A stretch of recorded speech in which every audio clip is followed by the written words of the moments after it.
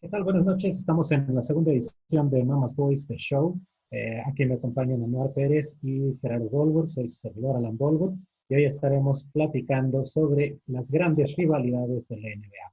¿Qué tal, Anuar? Buenas noches. ¿Cómo estás?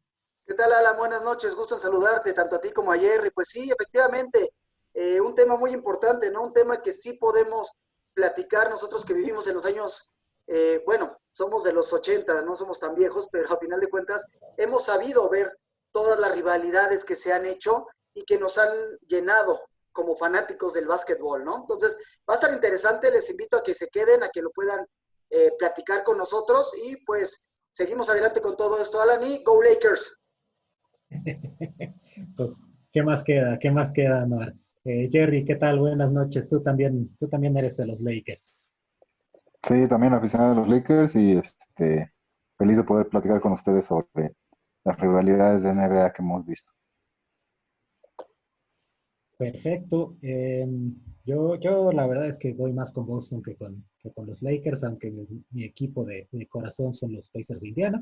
Pero pues empecemos justamente a hablar de Lakers y Celtics, ¿no? La NBA no se puede explicar sin estos dos clubes. Lakers y Celtics han tenido fuertes rivalidades desde el principio.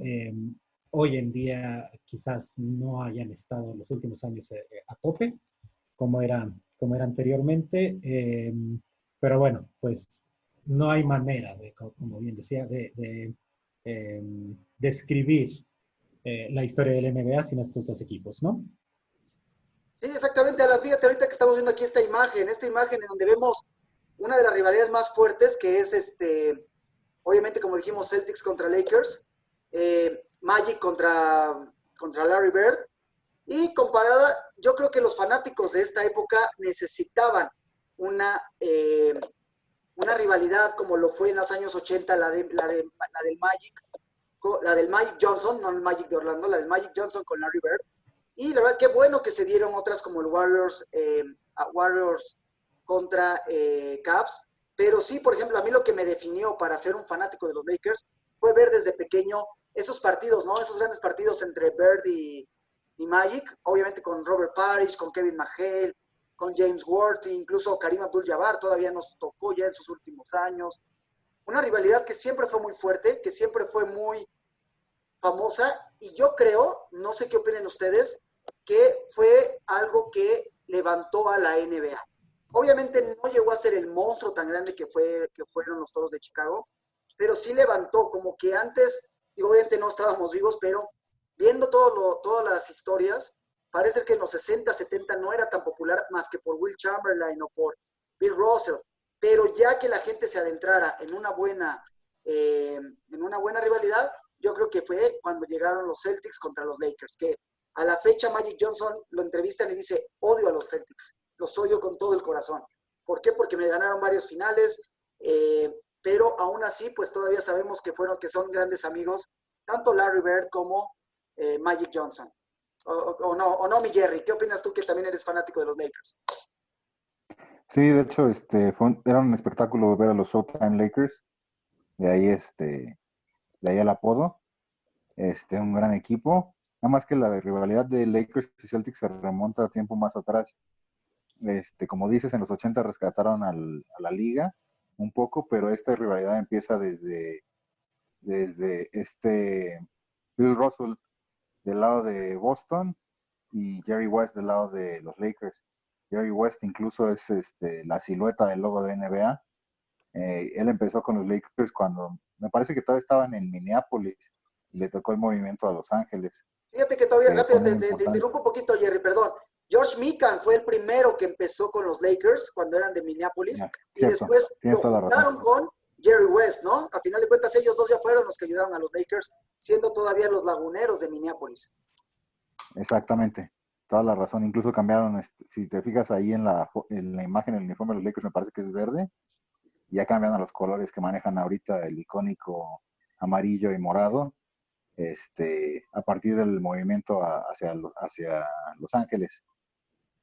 Y sí, con Bill Russell fueron las primeras rivalidades, nada más que se enfrentaban en varias finales, pero en todas salió avante el equipo de Boston. Fue una dinastía Boston en ese entonces con Russell y me parece que era Havlicek el otro que era el otro jugador importante de los Celtics en ese entonces. Fíjate que era muy curioso. No sé si vieron el 30 for 30 de Boston contra Lakers. Platicaba mucho Russell que mucha gente no quería a los Celtics porque eran de raza negra. Obviamente acuérdense que en esa época era un racismo muy fuerte en los Estados Unidos y se quejó mucho Russell por todo lo que pasaba. Tú sabes un poquito más de esa historia, ¿no, mi Alan? Pues exactamente como mencionas, cuentan historias incluso en las que llegaba Bill Russell o que llegaba el equipo de los Celtics a hoteles y de repente era, bueno, o sea, pueden comer todos los más jugadores, pero los afroamericanos, en este caso, pues, prácticamente era Bill Russell, ellos no pueden entrar, ¿no? No pueden estar en el comedor. Sí, era una época complicada. Hay que recordar también que, como bien mencionaste al principio, la NBA no era lo que conocemos ahorita. Un atleta de alto rendimiento, un atleta reconocido en la NBA, definitivamente no era como ahora, ¿no? Hoy es impensable en cualquier estado, en cualquier restaurante, que le nieguen el servicio a LeBron James o a Steph Curry o a Kevin Durant. En ese entonces, pues los jugadores no eran estas estrellas que ahora se tienen en el mundo del deporte, y pues es algo que afectaba definitivamente a la NBA en ese momento, a la sociedad en general en ese momento. Y pues es increíble o es impensable que jugadores de la altura, de la talla de Bill Russell, hayan tenido que lidiar con ese tipo de situaciones. Lo que también es cierto es que dentro de la duela era otra cosa. Y los Celtics simplemente fueron dominantes en ese entonces. Finalmente, nada más para terminar tu comentario. Fíjate qué bueno que se ha eliminado el racismo en los Estados Unidos. Obviamente, la mayoría de los jugadores de la NBA son de raza negra. Y de lo mejor que ha pasado en la NBA fue lo que pasó con Donald Sterling, ¿no? A final de cuentas, ahí nos dimos cuenta del respeto que ya tenían hacia esos jugadores. Que la verdad, y simplemente por raza, son muchísimo más atléticos que la gente de raza blanca, por ejemplo. Entonces, son deportistas que la verdad dominan la NBA. ¿Y qué sería de ellos? Imagínense una liga de puro blanco. No sé si se acuerdan de una película que era Los blancos no saben saltar con Woody Harrelson. Sí, claro, y ¿Verdad? Wesley Snipes me parece, ¿no? ¿Andé qué, perdón? Era Wesley Snipes y Woody Wesley Harrelson. Snipes y Woody Harrelson. Entonces, pues obviamente es gracioso cómo toman ese aspecto, pero repito, lo que pasó con Donald Sterling, que empezó a insultar a jugadores de raza negra y que incluso por eso le quitaron el equipo, es algo que creo que es muy válido y que creo que le está ayudando a lo que pensaba Russell en esa época, ¿no? Pero bueno, como dices, efectivamente, pues los Celtics fueron súper dominantes en esa etapa. Los Lakers trataban de establecerse, pero pues con un equipo de los Celtics que realmente era imparable. Es Sí, correcto. después llega Will Chamberlain a los Lakers y también ahí tuvo grandes batallas con Russell, pero como dices, Boston era un equipo muy, muy fuerte. Ganaron, no me acuerdo si fueron 8 títulos, me parece, algo así. Y en varias de las finales encontraron a los Lakers, pero Los Ángeles jamás pudo superarlos. Eh, Alan, perdón, Sí, sigue, Alan, ahorita se me fue la idea, perdón. no te preocupes.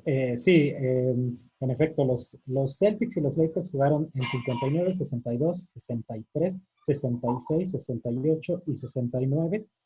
Eso, o sea, son 6 veces, las 6 veces ganaron los Celtics. Eh, Bien mencionaba en algún momento Will Chamberlain que él podía anotar N cantidad de puntos y sin embargo al final en el marcador siempre terminaban arriba los Celtics. Russell era el atleta clutch, quizás antes de que conociéramos ese término. Siempre en los partidos importantes, en los partidos cerrados, siempre aparecía y y por lo mismo, pues los Celtics eran prácticamente invencibles. Era un momento en el que la NBA pues sí tenía un monopolio, como bien mencionabas, Jerry, y ese monopolio era verde y blanco. Pues fíjate lo que estás platicando, el jugador clutch, obviamente se notó mucho más en los años siguientes con dos grandes de la NBA, ¿no? Que fueron, obviamente, Magic Johnson y Larry Bird. Larry Bird, famosísimo, ¿no? Por todas las jugadas que realizó para ganar, para que los Celtics, incluso en los últimos momentos, pudieran ganar. Recuerdo cuando le robó el balón a Isaiah Thomas, si no me equivoco, fue en el 87, para sacarles el juego a los Pistones de Detroit y finalmente llevarlos hacia los juegos de la NBA, ¿no? Sí, pues justamente llegan estos dos y cambian la NBA para siempre, ¿no? Todos conocemos el fenómeno que es Michael Jordan, ya hablaremos de él un poco más adelante, pero Michael Jordan no es posible si no hay un Magic Johnson y un Larry Bird antes que él. Eh, Solo para poner un ejemplo, los Lakers, con Magic Johnson, que habían sido campeones, vencieron, antes de jugar una final contra los Celtics, ellos habían vencido a los Sixers de Filadelfia. Eh, Uno de sus partidos, si no me equivoco, fue el 6, que fue a tiempo extra, es considerado uno de los grandes partidos en la historia de la NBA, pues Estados Unidos lo vio diferido. Cuenta la leyenda que en alguna ocasión el ejército de los Estados Unidos tenía presupuesto para anunciarse en un evento deportivo. Estaban las finales de la NBA y un partido de la Liga Nacional de Soccer de los Estados Unidos. Y prefirieron anunciarse en el soccer que en la NBA. Cuando llegan Bird y Magic, refrescan por completo la imagen de la liga, llegan a los dos equipos icónicos de la NBA también, y eso nos da para una década en la que no solo despertó la NBA, sino que se convirtió en un boom, que empezó a crecer y que pues sentó las bases justamente para convertirse en esa aplanadora que vimos ya en la década de los 90. Exactamente, pues fíjate, aquí podemos ver quiénes eran los jugadores de ese equipo de los Celtics, ¿no? Famosísimos, a lo mejor nosotros éramos un poquito pequeños, pero sí, yo recuerdo a mi hermano que es muy fanático de los Celtics y varios conocidos que han sido también fanáticos de Boston, platican de Danny Ainge. Danny Ainge, yo me acuerdo cuando él fue entrenador, si no me equivoco, de Phoenix, ¿no? Que los llevó a la final a la final de la NBA en el 93, si no me equivoco, bueno. Era jugador todavía, Era Era jugador, ¿verdad? jugador Pero sí todavía. me acuerdo que fue entrenador en un Entrenó a los equipo. Soles y entrenó a los Celtics después. También. Después estaba Larry Bird, obviamente, Rick Carlisle, que ahorita estaba platicando, que sigue siendo el entrenador de los Mavericks. Dennis Johnson, que en paz descanse, ¿no? Que fue de los mejores jugadores, sobre todo de apoyo de Larry Bird. Estaba, perdón, Robert Parrish, el jefe, ¿no? Que no había rebote que no pudiera agarrar el jefe Parrish. Y bueno, ¿qué me dicen de Kevin McHale? Fíjense todos los que estamos platicando de esa era de los famosos Célticos de Boston. Sí, totalmente. También llegó Bill Walton, procedente de los Blazers. Él ya había sido campeón con los Blazers, tuvo problemas de lesión. Llega y se convierte en un sexto hombre importantísimo para Boston. Bien mencionadas ya McHale.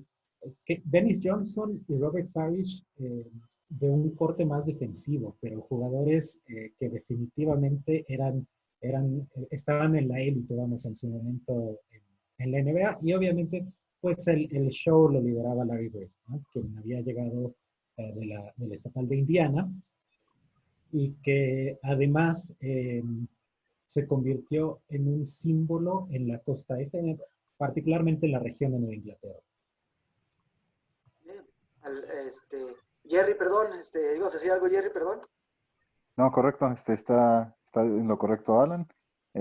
También nos faltó mencionar que Larry y Magic traían una rivalidad incluso desde colegial, llegaron a la final en su último año de colegial, Magic de la estatal de Michigan y Larry Bird de la estatal de Indiana, ganando Magic el juego de campeonato. Ahí podemos ver ahora el roster de los Lakers, que era buenísimo. Kareem Abdul-Jabbar, toda una leyenda. Tenemos también a James Worthy, que para muchos, que es que jugó con Jordan en Carolina del Norte y para muchos era en la etapa colegial mejor jugador en ese equipo, incluso que Jordan. También vemos a Byron Scott, a Magic Johnson, a Kurt Rambis, que después también fue entrenador. Un equipazo, los Lakers. Era todavía la época del famoso Showtime, ¿no? Que también fue algo que impulsó muchísimo a la NBA. La gente piensa que Michael Jordan fue el embajador, ¿no? Fue el que hizo que tuviera un boom la NBA.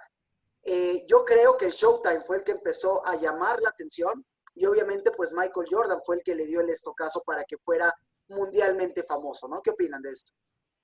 Sí, justo el Showtime era, el básquetbol hoy lo asociamos con velocidad. O sea, no hay otra forma en la que nosotros veamos el básquetbol hoy que no sea con velocidad, con proezas atléticas.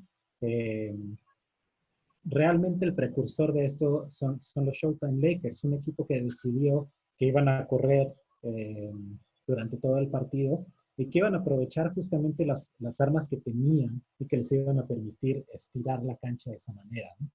Obviamente, pues todos conocemos a Magic Johnson, a Karim, a Abdul-Jabbar, a Bob McAdoo, pero jugadores como Byron Scott como James Worthy, eran quienes daban esa otra dinámica, podían manejar de una manera especial el cambio de ritmo, que realmente cambió para siempre el básquet. Y eso es parte de la rivalidad también. Los Celtics en su momento eran un equipo disciplinado, un equipo que se atenía un poco a los sistemas, que estaba muy acostumbrado a jugar el básquetbol de media cancha. Y los Lakers eran un equipo que se encargaban del brillo. Ellos querían correr, ellos querían clavar el balón, ellos querían jugar de una manera espectacular. Y eso es lo que además, o sea, además de toda esta situación que veíamos dentro de la cancha, con grandes jugadores, cambia por completo la NBA y fomenta una gran rivalidad, que además también fue una rivalidad social. Estamos hablando de que los Lakers, gran parte del equipo eran afroamericanos, la mayor parte del equipo titular, por lo menos de Boston, eran blancos, y eso también generó pues cierta espinita, o por lo menos ya escozor, vamos, Sobre en todo, los aficionados de todo Estados Unidos. sobre todo, yo creo que también las polaridades de las dos ciudades, ¿no? Una, el glamour, Los Ángeles, Hollywood, todo el escaparate que tenían ahí, y finalmente Boston, ¿no? Una ciudad más que nada, a lo mejor se le ha considerado una ciudad elegante, ¿no? Que tiene las mejores universidades, que es mucho más tradicional que todo lo que pasa en Los Ángeles. Entonces sí, también yo creo que eso pudo alentar a la famosa rivalidad que tuvieron entre esas dos ciudades. Para que vean también, hay que analizar cómo un contexto cultural también puede afectar a que se odien dos equipos, ¿no, mi Jerry? Claro, sí, sí, sí. Definitivamente fue algo que influyó y es algo que hemos visto en otros deportes, simplemente también en americano, cuando se enfrentan equipos de costa este con costa oeste, pues sí es muy cambiante el términos de clima, de la cultura, de ver el equipo y demás. Y sí, esto detonó muchísimo en esta rivalidad, porque fueron, en los 80 fueron 4 finales, si no me falla la memoria, y 3 las ganó Los Ángeles en ese entonces. Tenía las asistencias de Magic y Abdul-Jabbar con su tiro de gancho, que a la fecha yo no he visto otro jugador que haga ese tiro, ¿eh? Sí, no, es impresionante, ¿no? Todo lo que hacía Karim Abdul-Jabbar, de los mejores de todos los tiempos, y creo que fue un engrane muy importante para Magic Johnson para que llegaran al Showtime. ¿No, mi Alan? Totalmente. Solo una pequeña corrección. Fueron 3 finales en los 80. Ganaron los Lakers y uno los Celtics. Y justamente hablando de esta rivalidad social, en 1982 también nace el canto de Beat LA, que Sí, hace dos famosísimo. temporadas lo escuché en un partido de fútbol americano de NFL de playoffs entre los Patriotas de Nueva Inglaterra y los Cargadores de Los Ángeles. Hasta la fecha, solo para poner rápido en contexto qué es lo que sucedió en ese momento, los Celtics perdieron en casa el juego 7 contra los Sixers de Filadelfia. Y cuando estaba por sonar la chicharra, cuando los dos equipos iban a dejar la duela, los aficionados de Boston empezaron a entonar Beat LA, gánenle a Los Ángeles, aunque ese canto obviamente estaba dirigido a Filadelfia, no a los Celtics. Es decir, era tal su rivalidad con los Lakers que no les importaba haber caído contra los Sixers, que eran un equipo que odiaban, porque tampoco se llevaban bien con los Sixers de Filadelfia. Pero era tal su odio por los Lakers de Los Ángeles que, bueno, que pues entonaron este canto para que ganaran los Sixers la final de la NBA. Y regresando al punto de Karim, sí, definitivamente era un referente en la ofensiva de los Lakers. Obviamente Magic pues era un cuate con muchísima destreza, era un cuate que manejaba, que tenía muchas habilidades, que podía jugar prácticamente cualquier posición dentro de la duela, pero Karim era en la punta de lanza, era el centro de ese equipo. Ofensivamente, los Lakers pasaban por Karim, era necesario lo que él jalaba para que Magic pudiera aprovechar esos espacios. Y digo, el lugar de Karim creo que no es si de manera justa o injusta, muchas veces se olvida en la historia, pero Karim Abdul-Jabbar es de los mejores jugadores de la historia, es un cuate que dominó durante más de 10 años la NBA y que ahora las nuevas generaciones realmente no lo recuerdan o no lo ubican, o de repente lo ubican como el compañero de Magic cuando era mucho más. Karim era un jugador importantísimo en la NBA en los años 80. Nada más un dato cultural de Karim Abdul-Jabbar, también fue copiloto en la película Airplane. ¿Y dónde está el piloto? No sé si la han visto. Fue el copiloto ahí que decía que no era Víctor Basta, me acuerdo que se llamaba el personaje, pero pues obviamente era él, pero quería como encubrirse dentro de la película. Ahorita volviendo al tema de esto, después se apagó muchísimo esta rivalidad. ¿Por qué? Porque pues simplemente apestaron los dos equipos. Ya no eran lo que fueron en los años 80. En los años 90 la verdad es que esa rivalidad se enfrió muchísimo. Yo estaba platicando antes de empezar y todo. Yo me acuerdo muy bien de Nick Van Exel, por ejemplo, que era de los más famosos que eran de los Lakers y no era ni la mitad de un jugador bueno. O sea, sí era la imagen del equipo en los principios de los 90, pero pues la verdad es que nunca cuajaron. Y Celtics, pues la verdad es que no me acuerdo quién tenía que fuera muy bueno en inicios de los 90 o mediados de los 90, ¿no? Reggie Lewis quizás era la gran figura de Boston. Desafortunadamente él falleció muy joven, eh, colapsó en un entrenamiento. Eh, y pues sí, de ahí en fuera realmente los Celtics no tuvieron grandes estrellas. Por ahí recuerdo a Anton Walker, pero no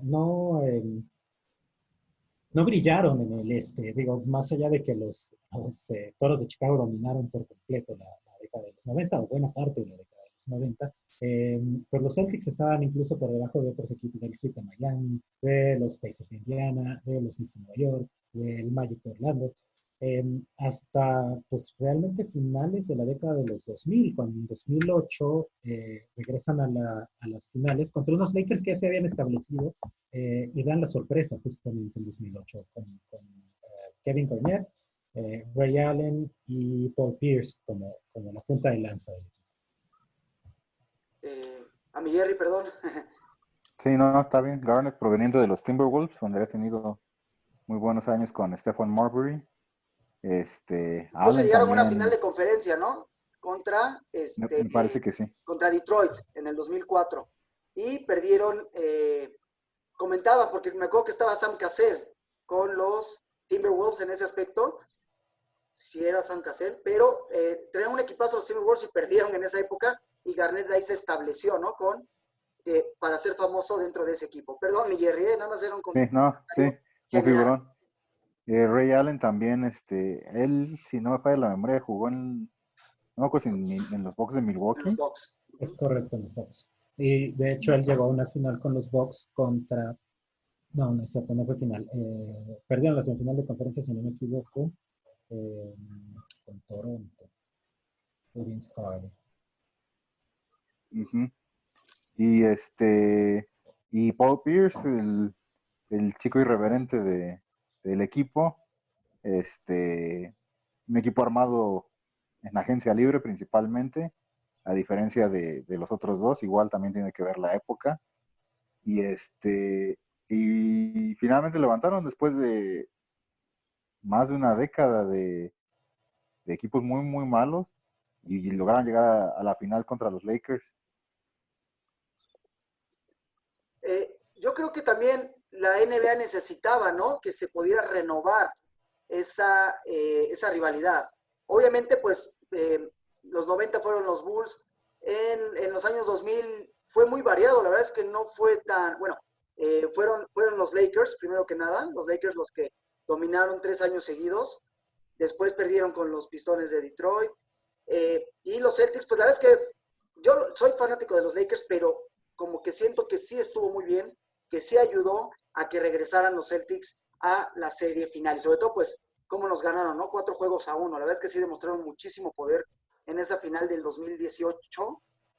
Y pues, a pesar de que estaba Kobe, ya tenían unas dudas de que Kobe no pudiera ganar un título sin Shaquille O'Neal. Sí, correcto. Los Ángeles se armó antes que Boston. Llegaron a tener buenos equipos con Shaq y Kobe. Luego tuvieron la época donde llegó Peyton y Malone, que no fueron campeones.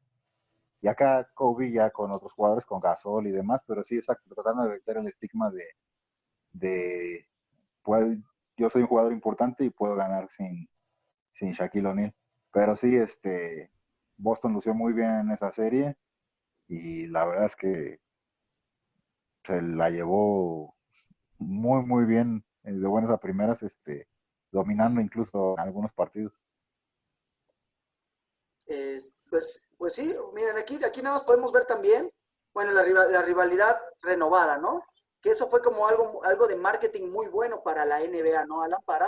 De hecho, incluso creo que fue de los últimos destellos que hubo en la era de David Stern. No sé qué opinas de esto, que le ayudó muchísimo, casi casi a retirarse de forma digna. Sí, como bien mencionas, hay que decirlo con todas sus letras. Después que se retira Michael Jordan, la NBA llega un poco en un impasse. Eh, Hay buenos equipos, están los Spurs, están los mismos Lakers, pero pierde un poco esta calidad o esta cualidad de ser totalmente vendible. Digo, Jordan se vendía solo, vamos, era muy claro, ¿no? Cuando se retira Michael Jordan, queda una laguna en el tope de la NBA y no logran realmente jalar a la gente. Un poco lo logran con los Lakers, pero creo que realmente lo que termina de levantar es esto, porque además la cuestión un poco con los Lakers es que de repente empezaron a ganar y era, uy, pues sí ganan, pero ¿contra quién están jugando? ¿Contra quién son las finales? Son buenas finales, si no me equivoco por ahí barrieron a Orlando, si no me equivoco también barrieron A los Sixers de Iverson. Sixers Y a los Nets de Nueva Jersey. y a los Nets de Nueva Jersey, por ahí le ganaron también a Indiana, todavía con Shaq. Esa serie fue más cerrada, ese fue a 6 juegos, pero sí realmente no había mucha competencia en ese momento. Cuando llegan los Celtics y además de llegar, ganan, eh, vuelven a meter un poco o vuelven a crear esta rivalidad en la NBA que tanto le hacía falta en ese momento, ¿no? Ya sé que en ese momento ya también Detroit, si no me equivoco, le había ganado una final a los Lakers, pero finalmente parece que es un equipo que puede sostenerse y competir a lo largo de los años, aunque realmente terminan siendo solo un par de temporadas. Estás en mudo, ¿no? Sí, perdón. Aquí vemos el roster de los Celtics. Obviamente está Ray Allen, está el Chino Caselli, que estamos platicando hace rato, que también estuvo con los Timberwolves, y de hecho fue también parte importante de los Rockets de Houston de los 90, si no me equivoco, el chino Caseo. Incluso también ayudó mucho a los Spurs, me acuerdo bien de él ahí. Está Eddie House, que fue no un fraude, pero pudo haber dado más. Tenía más nombre, pero al final no pudo ser de los grandes de la NBA, pero sí ayudó muchísimo a que el equipo ganara. Rajon Rondo, ¿no? Que irónicamente, si no me equivoco, acabó su carrera con los Lakers, pero como banca, ¿no? Algo así fue. Pero bueno, era un buen equipo, ¿no? Era un buen equipo dirigidos por Doc Rivers. Doc Rivers, un técnico muy bueno. La verdad es que sí, creo que ha sido de los mejores, que mantuvo muy bien. Es más, él empezó a levantarlos desde años atrás y llegó al pináculo cuando ganaron ese título, ¿no? Sí, después se fue a los Clippers y ha tenido buenos equipos, pero mala suerte. Sí, como dices, hay jugadores como Rondo y demás, que por supuesto que ayudan a los jugadores de soporte. Igual lo fuerte del equipo realmente pues era Garnett, Allen y Pierce. Y como dije anteriormente, un equipo construido principalmente en agencia libre. Mucho debido a también la época, porque ya ha cambiado la dinámica en varios deportes, la NBA es uno de ellos, donde ya es muy difícil construir un equipo a través del draft y te tienes que armar en parte con agentes libres.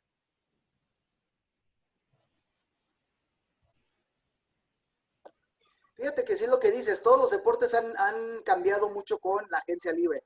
No se ha podido establecer alguien con ellos. Yo, platicando con mis alumnos, yo doy clases en universidades, les estaba contando sobre Cal Ripken Jr. Cal Ripken Jr., hablando de béisbol, alguien que jugó toda su carrera en un mismo equipo, y es algo que ya no ves tan seguido dentro de los deportes. De los casos más concretos pudo haber sido Kobe Bryant, ¿no? Kobe Bryant, que era el capitán de ese equipo y como comentábamos, tenía mucha crítica porque decían que él no podía ganar un título sin Shaquille O'Neal. ¿Qué opinan de este equipo que tenían los Lakers en esa época? Definitivamente era un equipo de avanzada, era un equipo completo. Digo, es fácil de repente, a lo mejor no fácil, pero es un poco más sencillo llenar los huecos cuando tienes a Kobe Bryant, ¿no? Cuando tienes a Pau Gasol, que son dos jugadores que en su momento, yo recuerdo que por esa época, en alguna ocasión le preguntaron a Barack Obama, bien sabemos que es muy aficionado al básquetbol, quién era su jugador perfecto, y él mencionaba a Pau Gasol. Él decía que Pau Gasol para él tenía todas las cualidades que se necesitaba un jugador de NBA. Pero si a eso le agregamos, tenemos a Gasol, tenemos a Bryant, y le agregamos a jugadores que cumplen en un momento importante, como Derek Fisher, como Lamar Odom, como el mismo Ron Artest, que era una bestia en la defensiva, pues tenemos un equipo completo y un equipo que es muy difícil vencer partido tras partido y pues más en una serie a ganar el mejor de 4, ¿no? O el mejor de 7, perdón.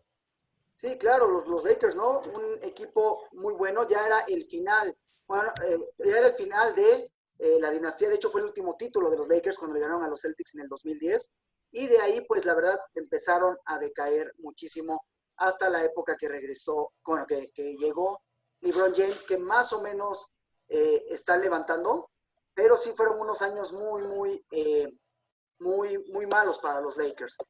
De ahí nos vamos, hoy están hablando, bueno, primero que nada, al terminar lo que estaban comentando ustedes hace rato, Boston hablando ya para cerrar esta rivalidad, pues Boston es el que ganador, ¿no? Es el máximo ganador en esta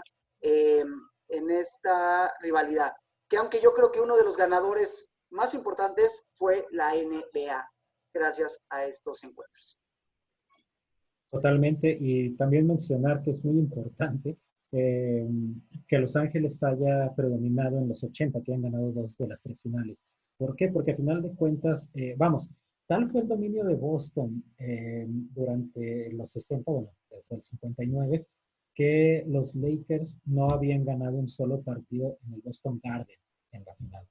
Entonces, el hecho de que hayan podido ganar en 2 ocasiones elevó esa rivalidad, la convirtió exactamente en una rivalidad y no en dos equipos que se odiaban o que se veían las caras en las finales, pero que a final de cuentas siempre terminaba ganando el mismo.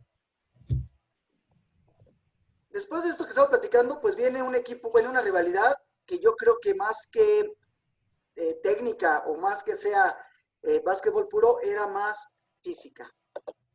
Ahorita que estamos platicando de los años 80, dominaron los Celtics y los Lakers, pero llegó una piedrita en el zapato.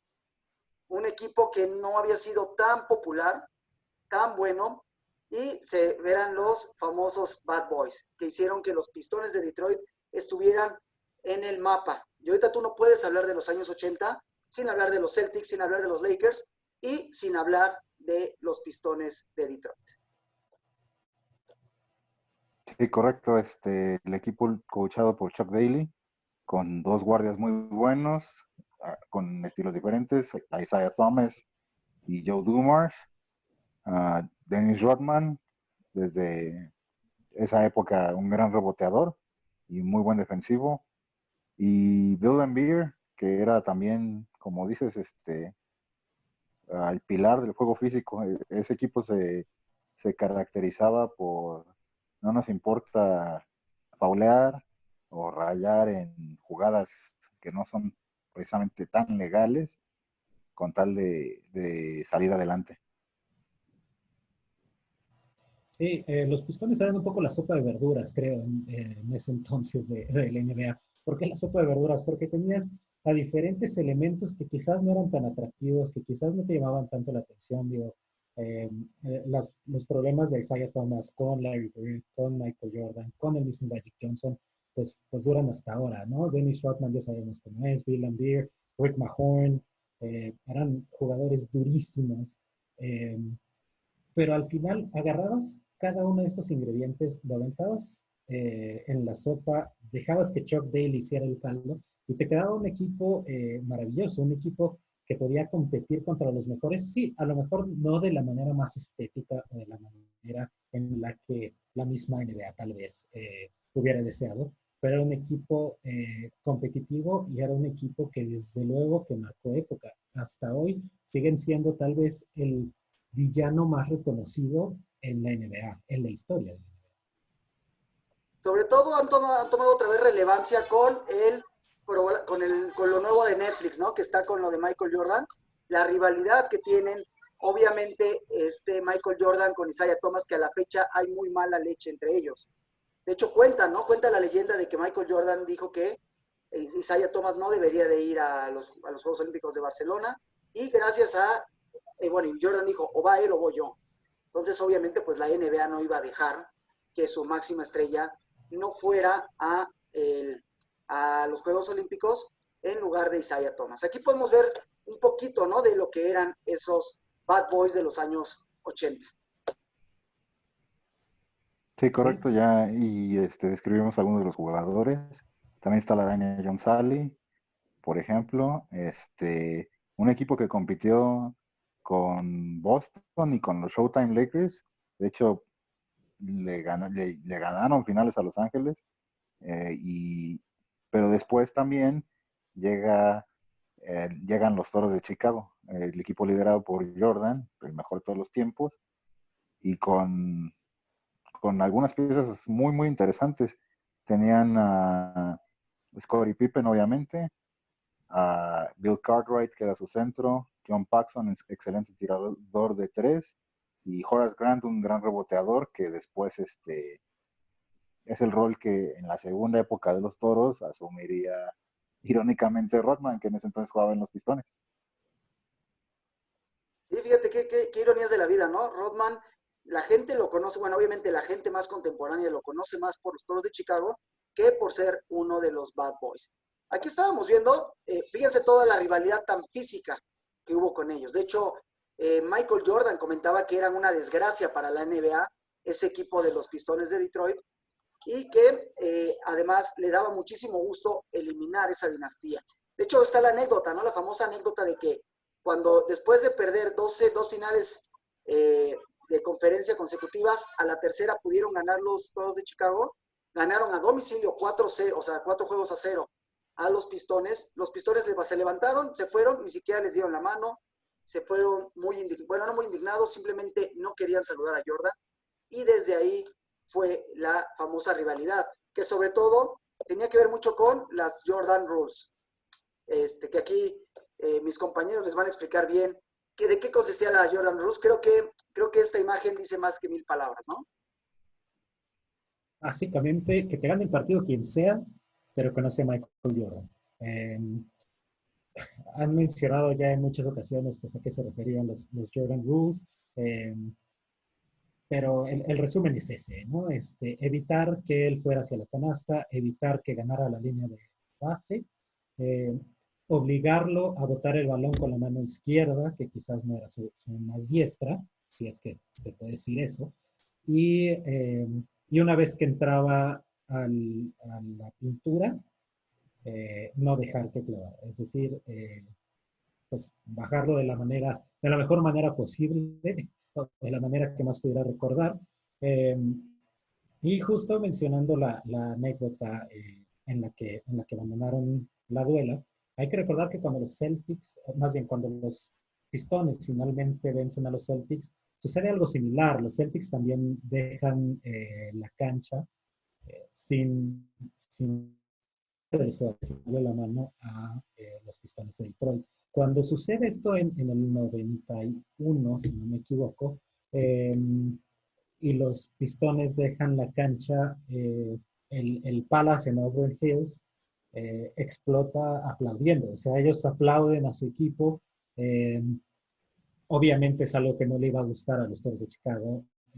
Ellos esperaban algo distinto, pero te deja un poco la visión de lo que eran esos Bad Boy Pistons y lo que la gente esperaba de ellos. O sea, realmente para los mismos aficionados no solo no fue una sorpresa, sino que aplaudieron el hecho de que dejaran la cancha. Entonces era un equipo muy duro. Eh, y pues los Jordan Rules son la maximización de eso, ¿no? Vamos a jugar al borde de las reglas y no te vamos a dejar que nos ganes por las buenas. Si nos vas a ganar, tendrá que ser por las malas, pero por las buenas, por ser más hábil que nosotros, no lo vas a lograr. Sí, finalmente, y repito, ahorita ya se está volviendo a tomar de moda esta rivalidad por todo lo que está pasando en la serie de Netflix, pero sí hay que analizar qué pasó, ¿no? Desde dónde empezaron los Toros de Chicago. Ahorita platicábamos, vamos a tener un programa, yo creo, de ver ahora sí que los equipos de cada una de las etapas. Los 80 obviamente era Boston, luego Lakers, luego los Pistones, y después fueron desde ahí la antesala de los Toros de Chicago, que yo creo que si los Toros de Chicago no se hubieran enfrentado a esos equipos tan fuertes como lo eran los Celtics de los 80, los Lakers del Showtime o los Bad Boys, creo que no hubieran llegado a ser lo que fueron con sus 6 títulos, ¿no, mi Jerry? Claro, definitivamente los preparó. Mucha gente ya solo se acuerda de la época de Jordan, la última, donde pues prácticamente los Estados fueron invencibles, pero sí hay que recordar que incluso Michael Jordan sí perdió partidos importantes y fueron principalmente contra los Pistones.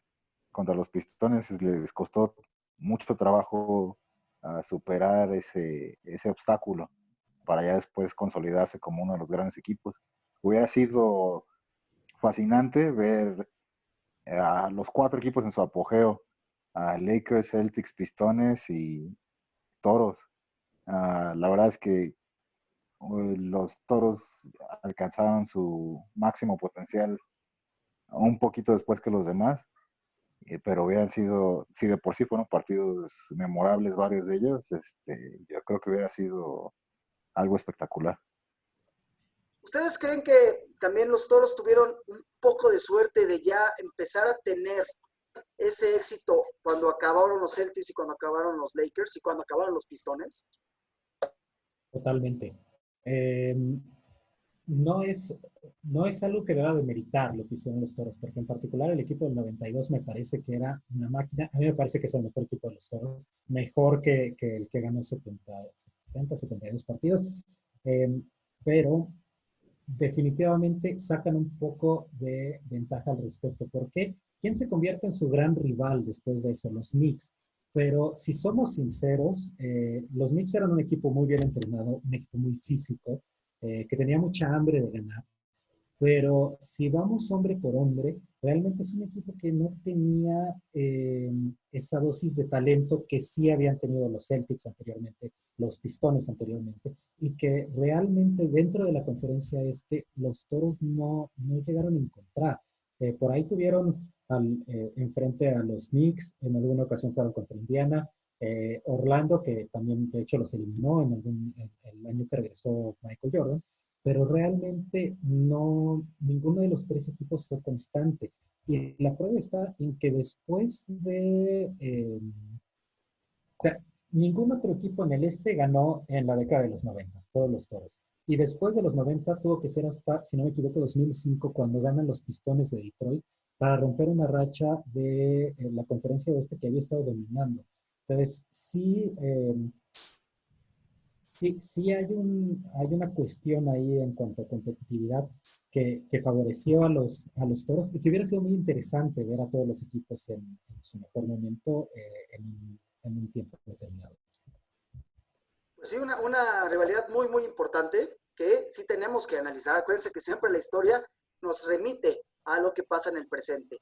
Y ahora, bueno, yo creo que vamos a ya la última rivalidad fuerte de la NBA, que fueron los Cavs contra los Guerreros de Golden State, que terminó incluso el año pasado, ¿no? Es de lo más reciente que hay y creo que fue una rivalidad muy importante, algo que hizo crecer el legado de LeBron James. Ya había ganado títulos con el Heat, pero creo que su título al ganarle a Golden State, creo que fue algo que lo llevó todavía más arriba dentro de su carrera profesional. Sí, una rivalidad que también la liga necesitaba después de una época donde ah, pues LeBron dominaba, pero LeBron fue muy criticado desde cuando deja a los Cavs para ir al Heat, porque realmente ese equipo era el de Dwayne Wade, no era el equipo de LeBron como tal. Y además, él siendo un chico de Ohio, pues siempre se le vio como el hijo pródigo quien podía llevar a esa franquicia a Cleveland, que ha tenido equipos muy malos o mala suerte en varios deportes, a un título. Y como dices, yo creo que de todos los títulos de LeBron, este es el más impresionante, porque aunque Cleveland tenía un equipo cumplidor, la verdad es que si ves hombre por hombre, su roster contra el de Golden State no tenían nada que ver, ¿eh? Si quieren ahí podemos ver, creo que a Kevin, bueno, tenían a Kevin Love y a Kyrie Irving, pero más allá de ellos, pues no hay mucha profundidad en ese equipo. Recuerdo que Cleveland no tenía muchos cambios, incluso si veía uno a lo largo y no solo en la que ganó LeBron, sino a lo largo de esas series, los puntos de la banca de uno y otro equipo, era una enorme diferencia porque en Cleveland anotaban 3 jugadores y en Golden State eran 8 o 9 que veías que tenían buen puntaje. Entonces, fue muy impresionante el título que consiguió LeBron contra los Warriors. Bueno, y del otro lado, mi Alan, ¿qué opinas tú de ese equipazo que fueron los Guerreros de Golden State durante 4 temporadas? Nada más para aclarar, algo importante, de todas estas rivalidades, esta fue un poquito más conocida porque fueron 4 series seguidas, 4 series finales consecutivas. Hasta muchos decían, qué flojera, ¿no? Qué flojera ver otra vez esa final. Sin embargo, pues es un mérito para los dos equipos llegar 4 veces consecutivas a las finales por el título de la NBA. Sí, como bien mencionaba Jerry, hombre por hombre no había comparación. Realmente los Warriors, los guerreros, simplemente tenían mucho más, ¿no? Si ponemos en afán de equiparar, si ponemos a Kevin Durant con, con LeBron James, siguen quedando 4 o 5 jugadores de Golden State que de cualquier parte de la duela te pueden hacer daño.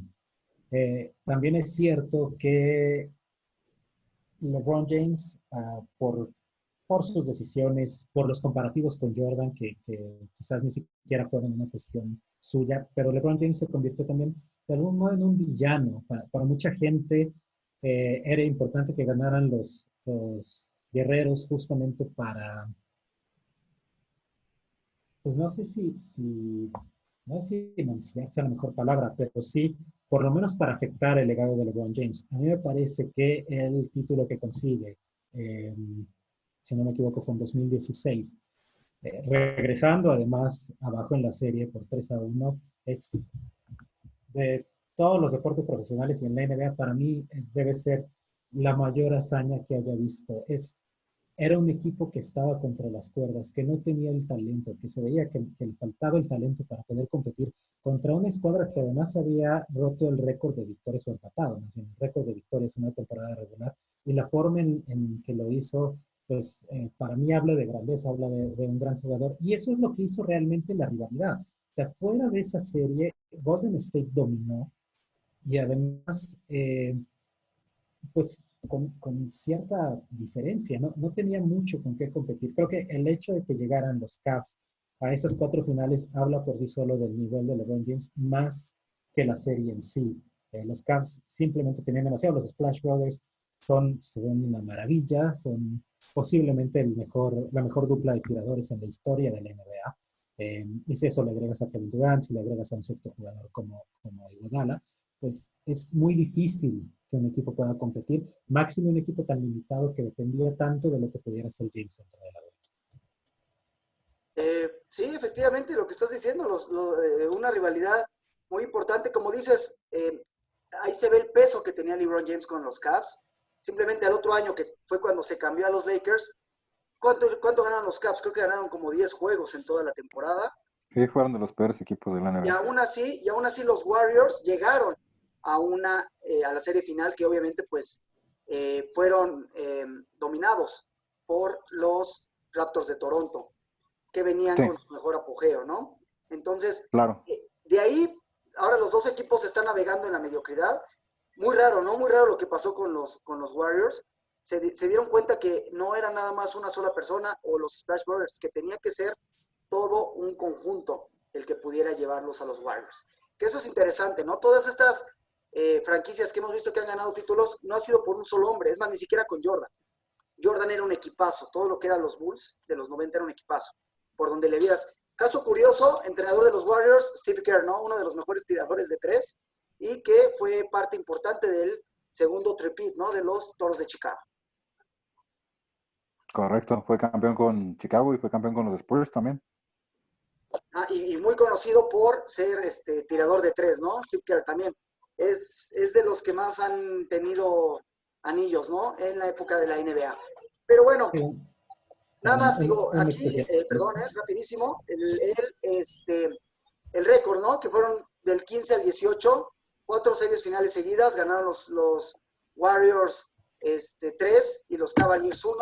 Y con esto, pues yo nada más les quiero preguntar, ¿cuál creen que de estas 3 que platicamos, cuál les gustó más o cuál creen que sea la rivalidad más importante de estas 3 que vimos? Hay muchísimas, ¿no? La otra vez estábamos platicando nosotros, incluso había de Spurs Lakers, como decías, Knicks, Bulls, pero creo que estas 3 son las que Mis engloban toros. más, han sido más mediáticas para la NBA. ¿Cuál creen ustedes que sea o cuál es la que más les gusta de estas 3 rivalidades que vimos?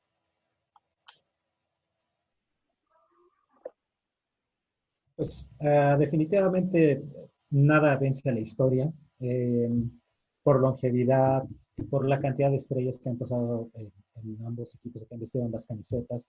Eh, Celtics, Lakers tiene que estar en el tope y por mucho, ¿no? Me parece que no hay un segundo lugar cerrado. La cuestión un poco con los Toros y los Pistones es que fue una rivalidad que duró 4 años, no duró más.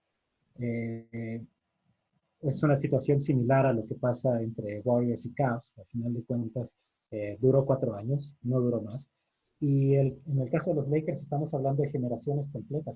Y no solo es la cuestión de que una generación se haya enfrentado, no sé, 5 o 6 veces, sino que Bird y Magic cada año competían por el jugador más valioso.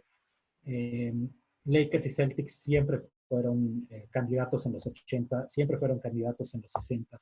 Y eso es algo que simplemente no vemos en las otras rivalidades. Quizás por longevidad, incluso hay rivalidades como Knicks Pacers, como Soles Spurs, que han durado más tiempo, pero que quizás no hayan tenido la misma repercusión. Entonces, desde ese punto me parece que no hay comparación, simplemente Boston y Los Ángeles estén en una liga por sí solos. Jerry, ¿tú qué opinas? ¿Estás de acuerdo? ¿Estás en desacuerdo? ¿Qué dices? No, coincido, Lakers y Celtics, sobre todo se ha dado en diferentes épocas, pero la de los 80 fue muy importante y fue muy cerrada además. Me hubiera encantado ver a los Warriors, por ejemplo, contra algunos equipos, porque como dices ahorita que está el documental, hay muchos dimes y diretes o de LeBron simplemente, que creo que Rodman dijo que Pippen es que LeBron, ahí sí yo difiero, pero yo creo que hubiera sido muy interesante ver ya sea a LeBron y a los Warriors en los 80 o a esos equipos ochenteros en esta época. Hubieran sido muy buenas batallas. Pues sí, yo coincido con ustedes. Boston Lakers, pues es una rivalidad histórica desde los años 60. Eh, Fíjense cómo ha sido chistoso, ¿no? En los 60 fueron rivalidad, 70 no tanto, 80 rivalidad, 90 no tanto, 2000 fue un poquito, agarrar un poquito de la parte de esa etapa. 2010, pues, no, bueno, la década del 2010, la que acaba de pasar, no fueron tanto. Y esperemos que en el 2020 puedan volver a hacer esa rivalidad tan importante. Todas tienen su gusto, su, su, su alegría. Sobre todo, por ejemplo, la de Warriors contra los Cavs. A mí lo que me puede llamar la atención de esto es de que ya está en una época digital, ya es una época donde están los tweets, ya es una época donde está el Facebook, ya es una época donde pueden hacer mucha interrelación la NBA con los fanáticos, y creo que eso pudo haber hecho que creciera mucho más esa rivalidad. Imagínense cuántos tweets, cuántos posts de Facebook o cuánto Instagram hubiera habido en la época cumbre del Boston contra Lakers, ¿no? Hubiera estado interesante tener esos avances tecnológicos en esas instancias. Eso y el estilo, Golden State basado su juego prácticamente en puro tiro de lejos, algo que en otras épocas pues era impensable. Sí, es muy diferente, ¿no? El cambio, Alan, sobre todo el Showtime ya a lo mejor lo podremos ver en esta época, ya no tan espectacular como lo era en los años 80. Sí, totalmente ha cambiado. Si vemos una gráfica de tiro, actualmente pues todo se reduce a tiros desde la pintura y tiros desde la zona de 3 puntos, cuando antes posiblemente era la pintura y después de la pintura pues tiros de media distancia, ¿no? Definitivamente ha cambiado todo, pero yo sí creo que son jugadores, vamos, que la habilidad atlética está ahí y que son capaces de adaptarse a cualquier momento. Es decir, por ahí, justamente tocando el tema de Rodman, criticando a LeBron James, sí es cierto que ahora él no ha tenido que sobrevivir a que lo golpearan al nivel que golpeaban a Michael Jordan, pero también es cierto que si hubiera jugado en ese entonces, seguramente el estilo de juego se hubiera adaptado. De todos modos, es un tipo grande, un hombre con mucha habilidad atlética y que evidentemente sabe jugar básquetbol, que sabe jugar un deporte, sabe jugarlo en cualquier época. Y por eso sería muy, muy interesante ver a cada uno de estos jugadores, pues en la misma época, no sé si con las reglas de antes y con las reglas de ahora, pero sería muy entretenido ver a todos disfrutando, o más bien, sería muy entretenido disfrutar un partido de básquet entre todas estas grandes figuras del NBA.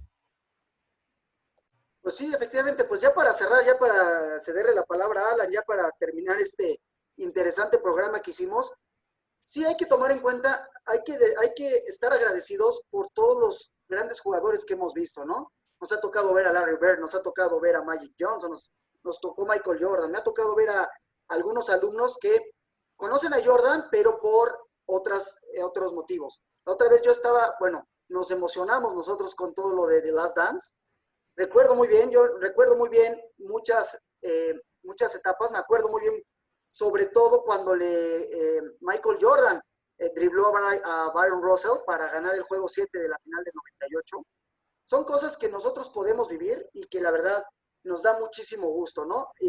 Independientemente de si en los 80 era muy bueno el Showtime, en los 90 Jordan, en el 2000 ya empezó a ser un poquito más fuerte, han cambiado las reglas, han sido varias situaciones que han cambiado la NBA, pero creo que sigue siendo el espectáculo, ¿no? Sigue siendo el gran espectáculo, obviamente muy acorde a la etapa en la que estamos viviendo. Totalmente. Igual depende también de los aficionados. O sea, los aficionados en los 80 podían ver a los Bad Boy Pistons y no les asustaba de algún modo ver un deporte en el que tenían que pelear prácticamente por cada punto. A los aficionados hoy en día les importa más ver marcadores de 125 a 120, de 130 puntos, ver líneas estadísticas donde un jugador, no vamos a decir que promedio, pero sí un jugador bueno, pero a lo mejor no grande, pues alcance líneas estadísticas de 25 puntos por partido. El deporte a final de cuentas va evolucionando un poco hacia donde el aficionado quiere que vaya. Y lo más importante es justamente eso, seguir viendo espectáculo y adaptarse a ese espectáculo, tratar de disfrutarlo. Y sí está bien comparar de repente entre épocas, pero también creo que no hay que perder demasiado tiempo comparando, sino disfrutar lo que tenemos enfrente, porque si nos la pasamos comparando, en algún momento vamos a voltear y nos vamos a dar cuenta que se nos fue algún gran jugador que es por generación y que simplemente no lo disfrutamos porque todo el tiempo lo estuvimos comparando con lo que sucedía hace 20 años. Exactamente, si tú te pones a pelear con alguien de los años 60, te vas a decir, el mejor fue Will Chamberlain o el Dr. J, ¿no? Julius Irving. Te hablas con alguien de los 90, pues Michael Jordan. Hablas ahorita y van a decir que LeBron James. Entonces, cada uno de ellos va haciendo su legado, ¿no? ¿Tu conclusión, mi Jerry, a este tema? Sí, coincido completamente. Ha habido, sobre todo, muchas críticas a LeBron James, básicamente porque no es Michael Jordan, pero bueno, nadie ha sido Michael Jordan. Una, y dos, han sido circunstancias muy diferentes. O sea, LeBron, tal vez en Miami, pero en Cleveland definitivamente nunca tuvo un equipo como los que tuvo Jordan en Chicago. Entonces, sí ha habido ahí críticas bastante injustas. Y como dice Alan, pues el tema es disfrutar. Y ahorita es una época muy padre en NBA porque hay, hemos hablado ahorita de Warriors y Cavs y de LeBron y Curry y demás, pero hay muchas estrellas ahorita referentes. Está Russell Westbrook, está James Harden, está Kawhi Leonard, que fue campeón con los Raptors. Es una época interesante y donde hay varios jugadores, pero están esparcidos en diferentes equipos. ¿Sí? Finalmente sucedió ese balance que no habíamos tenido en los últimos años. Bueno, pues eso fue un recorrido por las rivalidades históricas más importantes de la NBA. Muchas gracias, Jerry, por tu participación. Gracias por invitarme y esperamos seguir con más programas. Muchas gracias, Anuar, aunque lo vayas a los Lakers, pues, ¿qué más queda? Muchas gracias por Ya estamos alados, ¿no? Después de tantos años de tratar de ir al título, y ahorita que íbamos en primer lugar, pues pasa lo de la pandemia, pero bueno, ni modo. Esperemos que haya temporada de la NBA, lo veo difícil, lo veo muy difícil, lo veo más fácil con la NFL, lo veo un poquito también más fácil con las grandes ligas, pero lo que es la NBA y el hockey sí se me hace un poquito más difícil. Esperemos que pueda haber, aunque sea algo de la NBA, porque sí la extrañaba, ¿no? Se extrañó mucho. Gracias a todos y pues nos vemos el próximo programa. Aquí seguiremos platicando, ¿no? Todo esto que nos encanta, somos fanáticos, somos apasionados y siempre queremos dar nuestra opinión, ¿no? Sobre esto. Así que gracias, Alan, gracias, Jerry. Gracias, hasta luego. Esperemos que así sea, que regrese la NBA. Y bueno, pues ahí están las grandes rivalidades. ¿Ustedes qué rivalidades recuerdan? ¿Cuál les parece la más interesante? Muchas gracias por acompañarnos y nos vemos la próxima semana.